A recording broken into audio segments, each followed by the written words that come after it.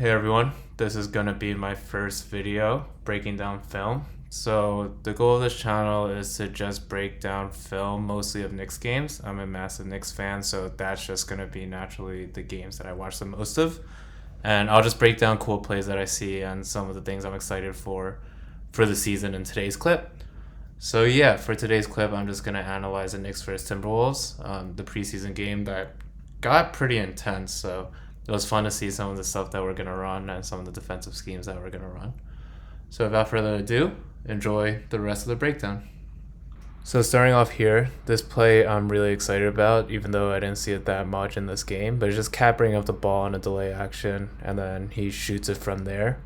But there's a lot of things that can happen from here. So this set is run a lot by playmaking bigs like Jokic. With Cat, he's not that level of playmaker, but the benefit here is that it opens up Brunson to not bring the ball up. And that's important because even in this preseason game, McDaniels was pressing Brunson the whole length of the court. So we're starting our sets at around like 16 seconds left. And we saw it a lot last year in the playoffs against the Pacers when they pressed Brunson, and it took us some time to get it across the court. Now, with Brunson off the ball, there are many options we can run out of this. So Brunson can just slip this pin down screen right here and just dive straight to the paint. Hopefully that's an open layup. The second action we can do is Mikal can turn and then set a pin down screen for Brunson, who then comes up and gets the ball from Cat. And then lastly, we can just have them switch positions where Brunson is in the corner, Mikal starts at the slot, and then Mikal goes sets a pin down screen for Brunson. These are all just ways to get Brunson the ball in motion versus him having to back down his defender all the way up the court and then start initiating the offense with less time on the shot clock. So this next action is a normal high pick and roll from Cat and Brunson. This action I'm assuming is going to be run a lot throughout the season, whether it's a Cat roll like you see here or a Cat pop generally. And then this is also partly due to matchup hunting so that we get Gobert on an island. So the interesting part about this set early in the game as well is you see Brunson coming off this pick and gets Gobert switched on him. And this is what they're trying to do, right? Have Brunson versus Gobert 1-on-1. On a go screen by Anunoby, we see Nas switch onto Brunson and then Gobert switch onto OG. And this is where the decision was to get OG the ball matched up 1-on-1 against Gobert. So this will be interesting just generally throughout the season. I know one of the concerns that we have is, do we have a secondary creator or shot creator? In this game, it looked like OG was able to do that a lot. And it seems like we trust him to kind of take advantage of these mismatches. So moving forward, will be good to see whether or not OG is able to take that responsibility, and Mikal as well. But just other players other than Brunson step up into the shot creator role. Here's another play where OG gets the ball in isolation against Gobert, matchup hunting him.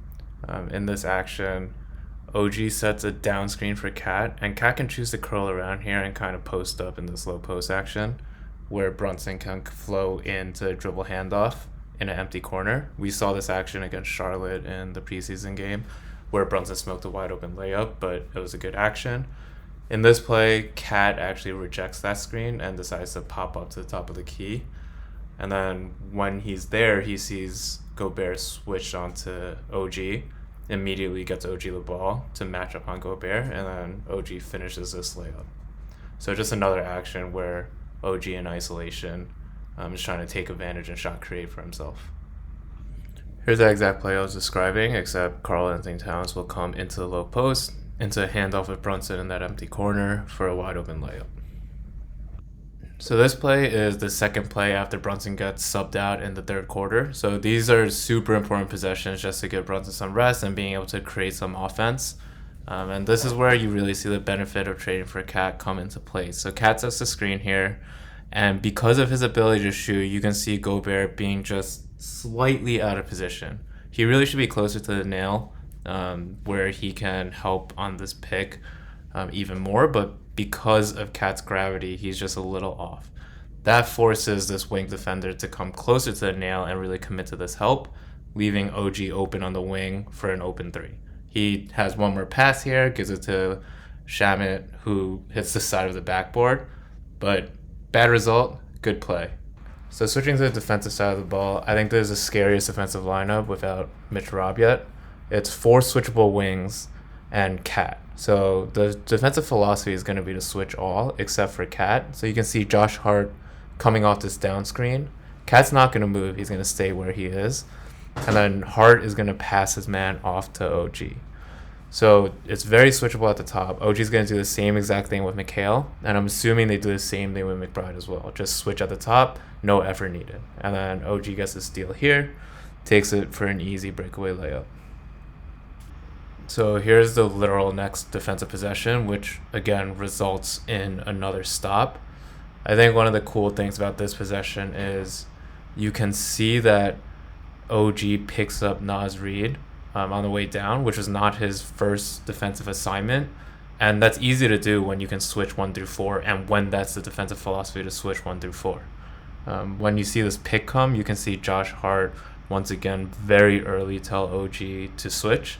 And doing this helps a lot because we don't have to figure out how to hedge. We don't have to figure out how to hard show or double or whatever our pick and roll assignments are. It's basically just switch on 1 through 4. So you can see the Timberwolves then go to trying to pick on Cat, and Cat's on an island here where he plays fine defense, and this is all we really need. If Cat can be serviceable when he's left on an island, I think this will be a monster defensive unit. So here's another defensive action. The first thing to notice is that Ingles sets the screen and keeps McHale on the high side. This opens a wide open lane to the paint, which was just missed from a pass, but this can be a weakness of switching defenses, so just something to be aware of when picks happen and we switch. The second and third action here are going to be a fake handoff. And then here you can see OG going under the screen and then Cat staying home, which is a defensive philosophy. The third action is a real dribble handoff with McBride going over the screen and Cat staying home as well. From here, you can see the Timberwolves flow into a high pick and roll.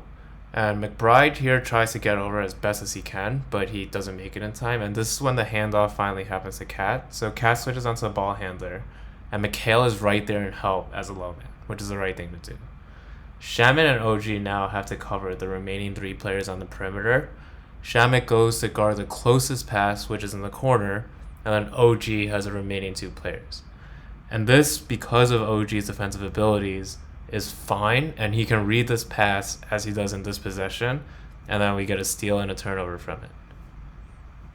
Those are a lot of the positives that I noticed watching this preseason game, but here's one of the defensive lapses that I noticed. So on this pick and roll, Brunson goes over, and Cat stays in his help defense, and Cat's in pretty good help position, and Josh is just way too deep in his help here. He should be closer to the corner, to the man that he's supposed to be guarding. And because he's not, we can see some of these rotations that are missed. After this drive, you see a great cut by Minot. And because Josh is a little out of position, OG has to remain in this corner since his corner is the shortest pass away. And it would be wide open had he followed his man. So OG stays here, Josh contests. And then McHale is probably told to stick with Ant just because this is the biggest threat on the court. So that leaves Minot wide open in the opposite corner. In this possession, Ant actually shoots it here and makes it, but one more pass and that's a wide open 3. And then here's also an offensive mishap. It's more of a bad pass, but you like to see Cat in this position make the pass and as a willing passer, and just a little bit more backspin or a little different angle, and that would have been a phenomenal play. And finally, here's a bonus action. It's a Timberwolves offensive set that I really liked. So you can see them start in a horn formation with Naz Reid setting this pseudo screen. So he's not really going to set the screen, it's more of a ghost screen. And then he's going to run around to get a double screen from DiVincenzo and Gobert. So this is a fairly typical action for a shooter, and then Nas typically will just curl around and hopefully get an open 3 here. But instead of that, he actually curls and turns and sets a screen for DiVincenzo, who then curls off that screen to come get an open 3. So yeah, that's the first film breakdown. Excited to do more. See y'all next time.